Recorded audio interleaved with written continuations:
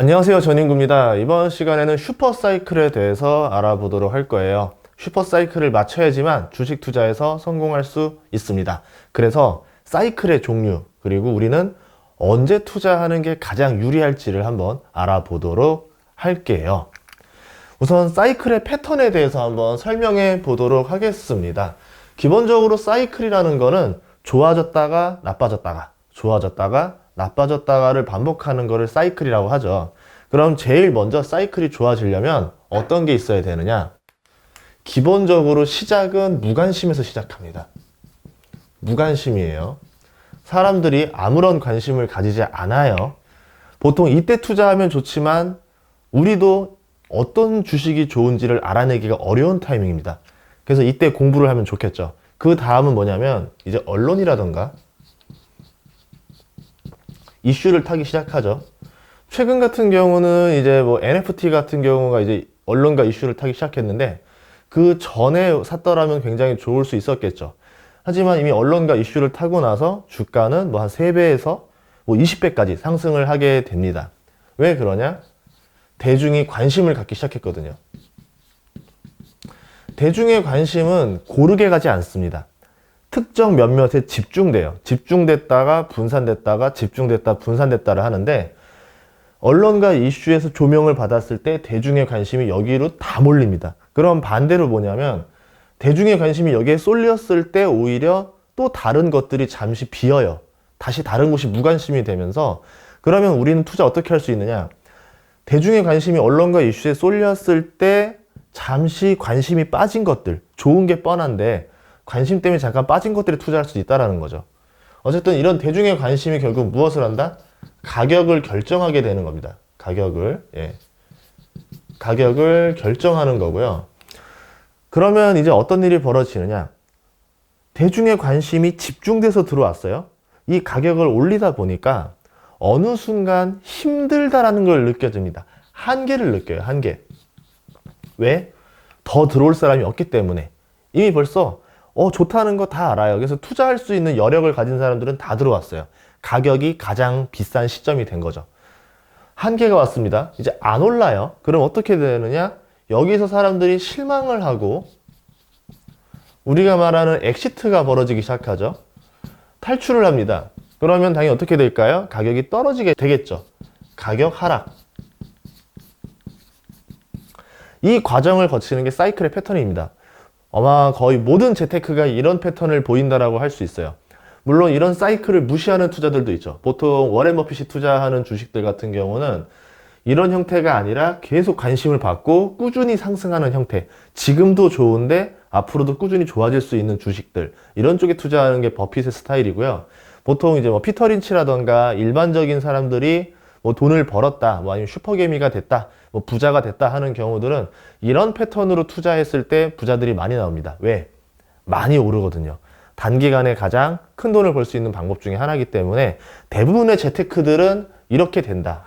왜 그러냐면 재테크로 돈을 벌었다라고 했을 때 저는 뭐 수익률이 5%입니다, 6%입니다 라고 했을 때 대중의 관심을 가져주지 않아요. 몇 배를 벌었습니다.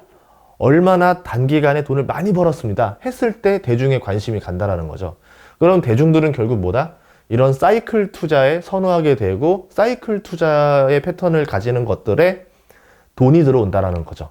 그러면 우리는 그 돈을 내 것이 아니다라고 할 필요까지는 없는 거죠. 내가 무관심에 발견할 수만 있다라고 하면 그때 투자하는 것도 굉장히 좋은 선택이 될 겁니다. 그러면 한번 사이클의 종류를 알아볼 건데요. 제일 먼저 이제 4년짜리가 있어요. 단기. 우리 단기라고 부르는 건데, 재고량 기준입니다. 재고량.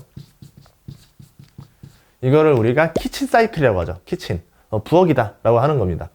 그러니까 부엌이다라는 얘기는 뭐냐면, 어떻게 보면 소비재, 그러니까 가정에서 쓰는 용품들이 주로 4년의 사이클을 탄다라고 볼 수 있어요.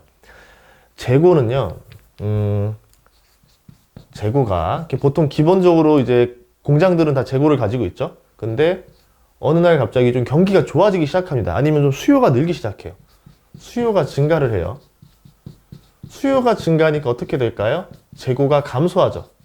그럼 공장에서 어떤 일이 될까요? 사장님, 재고가 빠르게 줄고 있어요. 그럼 어떻게 합니까? 사장님이 그러면 공급을 늘려 이러겠죠. 공급 증가. 그럼 이 공급을 증가하는 과정에서 어떻게 될까요? 직원을 좀 더 써야 되고 거래처에다가 더 많은 주문을 해야 되고 재료를 주문해야 되니까, 그럼 전반적으로 이 현상들이 한 회사가 아니라 그 산업단지 또는 국가 아니면 전 세계가 동시에 이런 현상을 보인다라고 하자고요. 그러면 호황이 오고 불황이 오는 게 재고에 따라서도 결정될 수 있다라는 거죠. 이거를 1924년 조세프 키친이 만들었다 해서 키친 사이클입니다. 아까 부엌에서 키친이라서 그런 게 아니고 실제로 만든 사람 이름이 키친이라서 키친 사이클이다 이렇게 보시면 되고요. 어떤 것들이 있냐면 주로 이제 반도체가 이런 영역에 많이 들어왔었어요. 반도체 아니면은 가전, 일반적인 소비재들 있죠. 가정에서 많이 쓰는 소비재들, 이런 형태들이 여기에 많이 들어갑니다. 조금 더 보면 자동차도 그렇게 들어갈 수도 있고요. 딱 영역이 정해진 것들은 아닌데 이런 형태들이라 볼 수 있습니다. 그래서 보통 우리가 반도체랑 가전 같은 경우는 예전에 4년마다 돌아온다 그래서 올림픽 주기라 그랬었거든요. 이런 형태들이라는 거죠. 재고가 늘고 줄고 늘고 줄고, 공급이 증가가 됐으니까 다시 어떻게 될까요? 갑자기 소비가 줄었어요. 그러면은 재고가 늘어나겠죠. 재고가 늘어나니까 공급을 줄여야 되겠죠. 직원을 해고해야 되고 주문을 줄여야 됩니다. 그럼 그 과정에서 불황이 온다는 거죠. 호황과 불황이 재고에 있다, 이렇게 볼 수 있습니다. 디스플레이도 여기 영역에 들어가는데 디스플레이 같은 경우는 조금 독특해요. 이 호흡이 더 빠릅니다. 2년 주기입니다. 호황이 2년마다 와요, 디스플레이는. 그러면 보통 디스플레이 투자하겠다라고 하면은 2년마다 오니까 불황일 때 사서 호황일 때 팔고, 불황일 때 사서 호황일 때 팔면은 좋지 않겠냐라고 하는데, 디스플레이 주가를 보시면 불황이었다가 호황, 불황이었다 호황, 불황이었다 호황, 불황이었다 호황. 별로 좋지 않죠. 장기적으로 지금 내려가고 있죠. 왜 그러냐? 이제 글로벌 경쟁이 너무 치열해져서 가격이 내려갔고, 그러면서 우리가 원하는 수익이 많이 나오지 않는 형태죠. 최근에는 좀 많이 오르긴 했는데 이번에 한 번 더 돌파할 수 있을지는 잘 모르겠어요. 그래서 디스플레이는 저는 예외로 합니다. 그 다음으로 볼 거는 이제 10년 주기예요. 10년. 그리고 20년이 있어요. 보통 10년이라 그러면 우리는 중기라고 하죠. 그리고 20년이면 장기라고 합니다. 10년마다 오는 호황을 우리가 주글라라 그러죠. 주글라. 이름이 좀 이상하긴 한데 진짜 원래 이름이 주글라가 맞습니다. 20년 주기로 하면은 쿠즈네츠가 맞습니다. 쿠즈네츠 파동, 주글라 파동 이렇게 부르는데, 기업들은 신모델을 좀 출시할 수도 있고요. 아니면 생산량을 증가할 수도 있기 위해서 설비 투자를 하죠. 공장 설비를 다 조절을 해서 대규모 투자를 하거나 합니다. 근데 이 설비 투자라는 게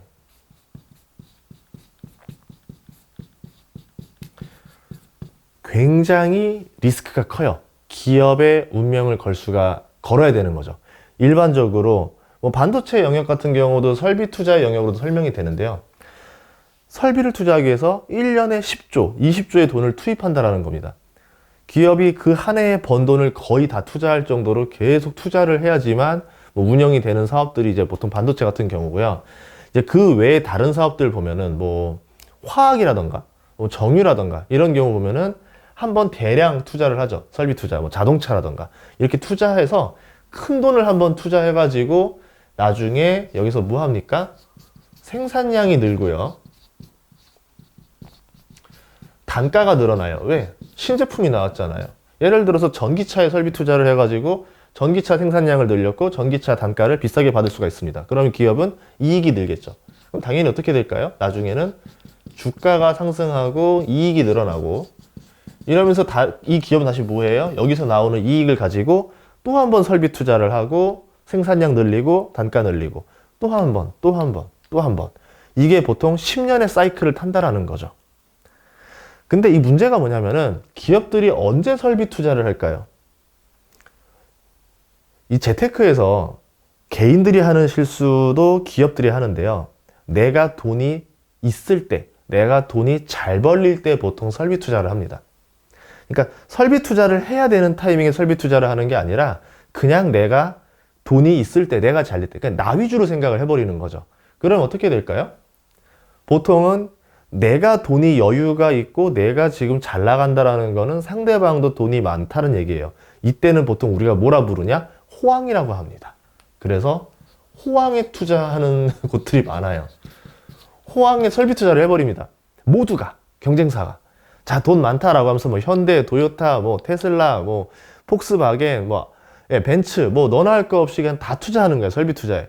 자, 한번 전기차로 다 죽어보자 이러는 겁니다. 그럼 어떻게 될까요? 동시에 생산량이 늘렸죠. 자, 동시에 가격을 올리려 했는데 어라? 갑자기 무슨 일이 벌어지느냐? 처음에는 좀 돈을 버는 줄 알았는데 시간이 지나서 보니까 갑자기 경기가 이제 불황이 오기 시작해요. 아니면은 또 다른 사례, 2번은 뭐냐면은 과잉이 돼요. 생산 과잉이 벌어졌습니다. 그래서 어떻게 돼요? 단가 하락이 벌어지죠. 불황이 와도 단가 하락이 옵니다. 그럼 이 상태에서 어떻게 됩니까? 설비 투자한 돈을 뽑아낼 수가 없겠죠. 초반에는 호황이라서 고용도 늘리고 이 투자도 했는데 갑자기 여기를 맞아버리면 고용과 투자가 회수가 안 되는 겁니다. 그래서 어떻게 됩니까? 여기서 망하는 기업들이, 도산 기업들이 탄생을 하죠. 그 다음에 다시 어떻게 돼요? 공급이 감소되죠. 그래서 살아남은 기업들만 주가가 나중에 상승하게 되는 겁니다. 이런 과정을 통해서 점점 업체들이 줄어들고 있어요. 태양광이 대표적인 사례가 되겠죠. 돈이 된다라고 하니까 전 세계 기업들이 뭐 폴리실리콘이다, 뭐 웨이퍼다, 뭐 다 투자를 했는데 결국 어떻게 됩니까? 과잉이 벌어졌고 단가 하락이 벌어지고 기나긴 불황이 됐죠. 그러면서 수많은 업체들이 도산했고요. 결국 공급 감소가 되면서 지금은 살아남은 기업들이 단가 인상으로 수익을 내기 시작합니다. 뭐 대표적으로 태양광 같은 경우 OCI의 운명을 보시면 여기의 운명을 따라갔다라 볼 수 있겠죠. 그 외에도 중국에 있는 폴리실리콘들이 대부분 살아남으면서 태양광 산업에서 수혜를 보게 된 거죠. 반대로 우리는 반도체에서 이런 과정을 거쳤고 여기에서 살아남았습니다. 그러면 투자를 할 때 고민이 되는 거예요. 이 시기에 투자를 하는 게 좋을지 아니면은 불황과 과잉으로 단가 하락이 심할 때 투자를 할 건지 아니면 도산하기 시작할 때 할 건지 공급 감소에서 투자를 할 건지 사이클의 고수들은 주로 어디에 투자할까요? 이제 극단적인 고수는 여기서 투자를 하겠죠. 예. 보통 여기나 여기 중간쯤 어디서 투자를 합니다. 왜 그러냐면 이 과정이 생각보다 빠르게 올 수가 있어요. 이게 언제 다시 벌어질지 몰라요. 그래서 보통 이때 투자를 하는 편입니다. 그러면 주글라 사이클, 후츠네츠 사이클 같은 경우는 뭐냐면은 주글라 사이클은 10년마다 옵니다. 한번 볼까요? 우리 주글라 사이클 때 정점이 뭐였었냐면 2007년 그리고 1997년 1987년 직전 그리고 2017년 거의 호황 또는 호황 직전의 시기가 이 시기였었어요. 후츠네츠 파동으로 보면은 20년 단위인데 가장 판이 컸던 거예요. 1987년, 2007년. 자, 그럼 다음이 뭡니까? 주글라는 작은 파동, 후츠네츠는 이거보다 조금 더 큰 파동. 그럼 주글라가 10년마다 오는데 이때 한 번은 더 큰 파동이 온다라는 거죠. 그러면 2017년 건너뛰고 2027년에 굉장히 큰 파동이 올 수 있다라는 거죠. 자, 20년마다 한 번 오는 기회가 2027년 경으로 예상이 된다. 물론 이때가 정점이라는 거지 이때부터 투자를 시작하라는 얘기는 아닙니다. 그럼 어떤 것들이 있었냐? 보통 이제 끝자리가 3년쯤 됐을 때는 지수가 좀 낮은 편이었었다가 끝자리가 8이나 7이 됐을 때 가장 정점을 많이 찍었었어요. 그래서 이런 것들을 예상해 볼 수 있다라는 거죠. 마지막 사이클은 17년 주기입니다. 17년 주기는 뭘까요? 20년이랑 너무 겹치지 않나요? 라고 하는데 17년에 한센 사이클이라고 있어요. 이거 부동산 사이클입니다. 영국, 미국, 일본의 부동산을 분석했던 결과 17년 주기로 호황과 불황을 거친다라는 것을 발견하게 된 거죠. 1990년이 있었고요. 그리고 2007년이 있었습니다. 그럼 그 다음에 14년은 다시 언제가 될까요? 2024년을 말한다라는 거죠. 이 부동산이기 때문에 부동산 가격이 상승한다? 그러면은 기본적으로 토목이라던가 건설 아니면 건자재 이제 건설이라는 거는 결국 뭐냐면은 금융과 함께 하죠. 은행이라던가 뭐 또는 증권사라던가 이런 것들, 뭐 철강회사라던가. 그리고 건설 쪽이 호황이 되면은 건자재라던가 이런 벌크들이 많이 왔다 갔다 해요. 물동량이 늘어난다는 얘기입니다. 그 과정을 통해서 해운회사가 호황이 온다던가 조선주가 호황이 온다던가 한다라는 거죠. 그 시기의 정점을 2024년으로 본다라는 게 한센 사이클입니다. 이게 딱 17년 만에 정확히 이루어지는 거야 라고 말하기는 좀 그렇고, 다만 이제 그런 주기가 있었다, 패턴이 있었다라는 거기 때문에 여러분들이 참고로 이해하셔야지 무조건 이 시기에 내 전재산을 걸어야 돼 이렇게 볼 수는 없어요. 정확한 건 아니에요. 다만 요쯤 경이다 라는 거를 알 수 있다라는 거죠. 그러면 우리가 투자의 아이디어를 한번 삼아 보도록 합시다. 이제 사이클을 대략적으로 이해를 했어요. 우선 단기 사이클은 버려요. 단기 사이클은 뭐 4년마다 오는 거기 때문에 뭐 우리가 너무 그거를 예측할 필요도 없고 최근에는 안 맞습니다. 왜 그러냐? 기업들이 4년 정도의 사이클은 이제 어느 정도 예상을 합니다. 요새 정보의 홍수 시대이기 때문에 거의 바로바로 정보가 나오잖아요. 통계들이. 그것을 보면서 알아서 조절을 좀 하는 편이죠. 어떻게 해야 되느냐면요. 이제 우리가 돈을 벌어야 되는 거는 1번. 자, 불황에 투자하는 기업들. 예. 불황에 투자하는 기업에 우린 다시 투자를 한다. 이 역발상 기업들인데요. 보통 불황에 접어들면 내가 돈이 없어요. 그래서 투자하기가 두렵습니다. 이게 불황이 언제 끝날지 모르고 지금 돈이 안 되니까 투자를 할 여력도 안 되겠죠. 그런데 있는 돈 없는 돈 끌어서 이때 투자를 해버리는 기업들이 있습니다. 뭐 딱 두 기업을 뽑자라고 하면은 삼성전자랑 하이닉스가 있겠죠. 설비 투자를 하게 되면은 보통 2년에서 한 4년 뒤에나 생산량이 늘어나는 과정을 거쳐요. 그런데 불황에 투자하면은 어떻게 되느냐? 아까 10년 주기 정도로 봤었잖아요. 자, 이 불황이나 요쯤에 투자를 해버립니다. 요쯤에 이제 투자를 해요. 사람들이 이러는 거죠. 와, 지금 불황이 점점 심해지고 있는데 여기서 왜 투자를 하는 거야? 라고 했는데 투자를 해서 이제 생산이 되는 시점이 어디냐면 요 지점입니다. 요 지점이에요. 그럼 어떻게 될까요? 떼돈을 벌기 시작하는 거죠. 근데 보통 다른 기업들은 언제 투자해요? 이때 투자를 해버려요. 근데 다시 꺾이죠. 그러면 생산이 언제 나옵니까? 이때 생산이 나오겠죠. 망하는 거죠. 결국은 불황에 투자할 수 있을 만큼의 배짱을 가진 기업에 투자를 해야지만 우리도 같이 수익을 낼 수 있다라는 겁니다.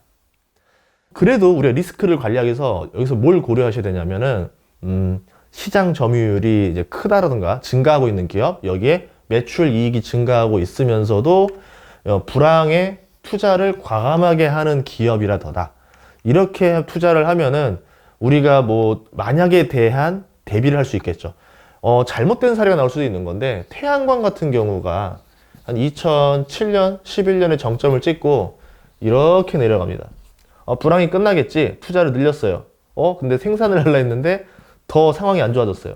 또 투자를 합니다. 과감하게 투자를 했더니 생산이 이때 나오는데 예, 점점 더 어두워지죠. 이렇게 한 두세 번 하면 망하는 겁니다. 회사는. 그렇기 때문에 여기서 잘 봐야 돼요. 언제 좋아질 수 있을 거라는 거를 봐야 됩니다. 무조건 그냥 불황에 투자한다고 그 기업에 투자해라 이런 얘기는 아니에요. 또 다른 사례 중에 하나가 S-오일 같은 경우도 있었는데 한 3년 넘게 5조를 들여서 고도화 설비를 했습니다. 장착을 했어요. 그런데 이 완성되는 타이밍이 미중 무역 분쟁이 걸려서 세계 경제가 침체로 이제 가는 국면이었던 거죠. 그래서 실질적으로 투자는 투자대로 하고 수익은 제대로 건져가지 못했던 그런 사례들도 존재합니다. 두 번째는요. 사이클이 겹치는 구간. 겹치는 슈퍼사이클이라고 합시다. 사이클과 사이클이 겹치는 슈퍼사이클에 만나면은 굉장히 큰 효과를 볼 수 있겠죠. 파도라고 치면은 이 너울과 너울이 만나서 합쳐지면은 그 파동이 굉장히 큰 파도가 오거든요. 그때 배가 파손이 벌어질 수도 있을 정도로 강한 파도가 옵니다. 그런 파도가 자주 오지는 않지만 그런 파도를 맞게 되면은 굉장한 타격을 줄 수 있겠죠. 반대로 주식에서도 뭐냐면 여러 가지 사이클이 각자 알아서 움직이는데 그 사이클이 서로 딱 만나는 지점이 걸릴 수가 있다는 거죠. 그때 엄청난 호황장이 온다라는 겁니다. 대표적으로 2007년이 그랬었어요. 슈퍼 사이클이 아주 정점이 딱 겹쳤던 때가 2007년. 이제 이때로 보고 있고요. 그럼 그 다음 사이클은 2024년 또는 이제 2027년으로 보고 있는데 2024년에서 2027년입니다. 여기서 조금 더 빨라질 수도 있겠죠. 그래서 한 요 지점 어딘가에서 슈퍼가 벌어진다라 보는 겁니다. 이 정확히 17이다, 정확히 20이다 딱 맞지 않기 때문이라는 거죠. 그러면 우리는 어떻게 해야 된다? 이때보다는 조금 더 빠른 타이밍에 투자를 준비해야 된다라는 거겠죠. 그래서 2007년에 힌트를 얻자라고 하면은 2001년에 IT 버블이 있었습니다. 이때 굉장히 많은 실업자가 나왔었고요. 미국 경제가 거의 뭐 박살이 났었으니까 기준금리가 6%대에서 5% 컷을 해버렸어요. 그러니까 1%대가 됐습니다. 기준금리가. 지금이랑 상황이 굉장히 유사하다라 볼 수 있겠죠. 이후에 결국 어떻게 됐느냐? 주식과 부동산으로 엄청난 버블 자산이 몰려갔습니다. 연준이 그거를 알면서도 방치했어요. 왜? 경제를 살리기 위해서. 지금이랑 또 굉장히 비슷하다는 생각이 많이 들 거예요. 2005년, 2007년쯤 되니까 너무 과했죠. 너무 심하다. 이거는 좀 너무 버블이 심한 거 아니냐면서 우려의 목소리가 굉장히 많이 나왔었어요. 그러다가 2008년에 글로벌 금융위기로 크게 하락을 하게 된 거죠. 결국은 그 후유증은 언젠가는 온다라는 겁니다. 언젠가를 맞출 수는 없지만 오긴 와요. 그래서 평행이론이라 볼 수도 있겠죠. 그래서 지금 코로나로 인해서 상황이 된 거고 그 부작용이 몇 년 후에 나온다라는 거고 그 전까지는 어마어마한 버블 패턴이 벌어진다라는 건데 하필 그때 그 사이클이 2024년, 2027년 정점을 알려주고 있다. 뭐 조금 더 빨라질 수도 있을 거예요. 더 늦어지기보다는 좀 더 빨라질 거라 생각을 합니다. 결국 우리는 어떻게 해야 되느냐면은 이 슈퍼 사이클이 오기 전까지 돈을 좀 모아놔야 되겠죠. 좀 소비를 하고 싶다라고 하더라도 슈퍼 사이클 이후에 좀 소비를 하는 게 좋지 않나 싶은 거예요. 지금은 돈을 열심히 모으고 벌어야 할 때다. 그래서 이때 사이클이 왔을 때 최대한의 수익을 뽑아야 할 때라는 겁니다. 아마 저도 이번에 차를 굳이 바꾼다라고 하면 이 사이클 이후에 바꿀 것 같아요. 지금은 돈을 한 푼이라도 더 모아야 되는 때가 아닌가 이렇게 생각을 하는 겁니다. 한 3년에서 5년 정도 남은 것 같아요. 그때쯤 되면은 경제적 자유를 누리시는 분들이 굉장히 많아질 거라 생각을 합니다. 여러분이 그 주인공이 되시길 바랍니다. 다음 시간에도 더 좋은 정보로 찾아뵙겠습니다. 고맙습니다.